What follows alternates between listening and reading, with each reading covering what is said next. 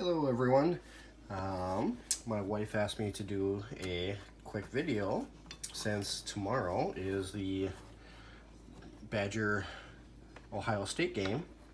So everything that we're going to be cooking tomorrow is going to be out on the grill, and normally she does all of her cooking inside. Everything that's cooked on the grill is my responsibility. So tonight we're just doing a little bit of prep work. What we have here is we just have a rack of ribs, and these are just your generic rack of ribs that you can just buy at any grocery store. This rack of ribs I actually picked up at Aldi right here in Richmond, so not too bad of a price. I think it was like $9 for the rack of ribs. So, but from what we've seen so far, Aldi actually has some really good ribs, and I've never been disappointed from them. I mean, they're really good. They're always tender, but that's also depending upon how you cook them. So right now, what I'm doing is I am just getting everything ready so that way I can sit overnight. So what you just saw me do is I just took a little bit of the marinade and the rub that I made.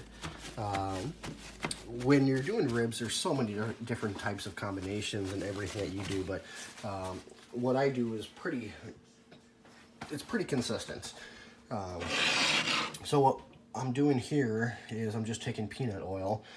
We've tried vegetable oil, we've tried a couple different types of oil, but peanut oil seems to hold the flavor so much better. And also when you're cooking with a rub, instead of using something different, this also helps cook it,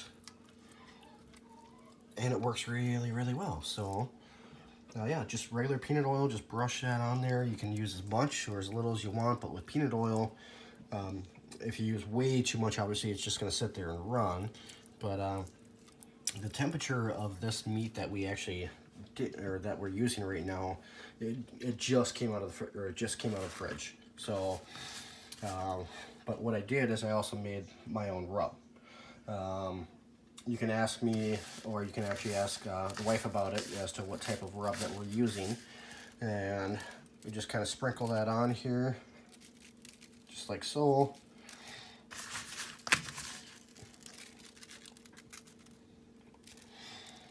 And we are going to let this end up sitting overnight.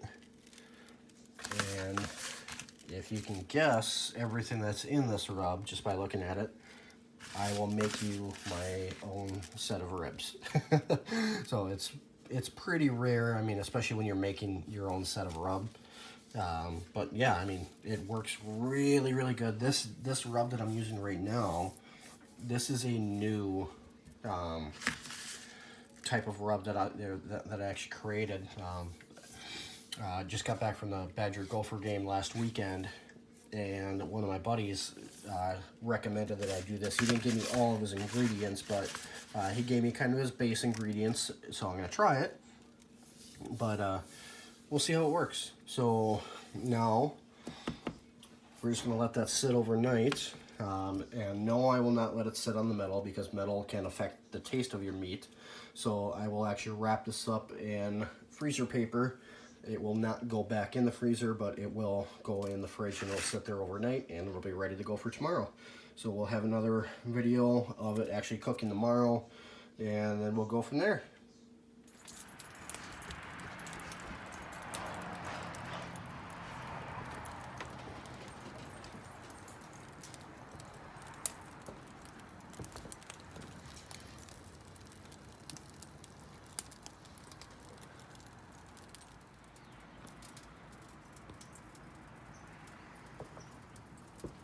Got the smoker going.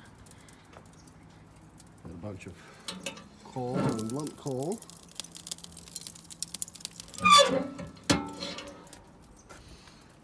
Give it about another half hour. Add a little bit more lump coal, and then it'll be time for the ribs. So after a night of sitting and marinating, everything's looking really good. We got some really good chicken thighs there. And then of course, we've got the ribs.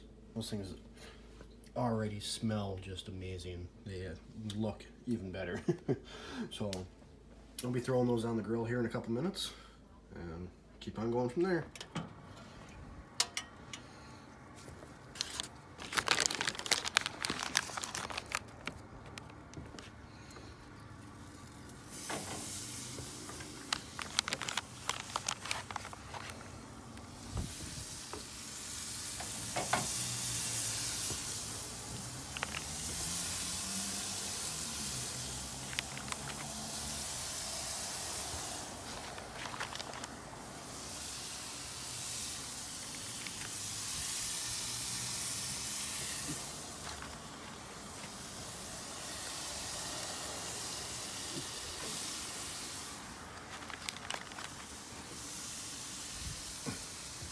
Look at that.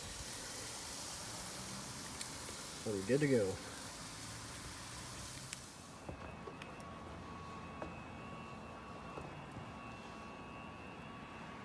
Nice, very, very nice, slow smoking temperature.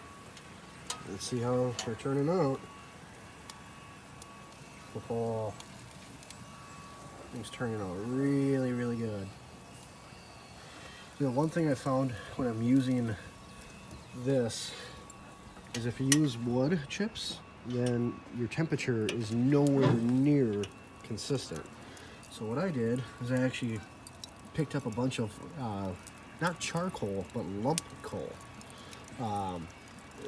It's a lot cheaper, but you get more heat consistency, but then you really don't get a lot of time out of it because it's already charred. They're pretty much just charred pieces of wood. But yeah, otherwise you get a lot more consistency, and keep it right around 250, 300, and should be done here in the next half hour. And the finished product. So now we get to sit back, relax, and enjoy all this lovely meat.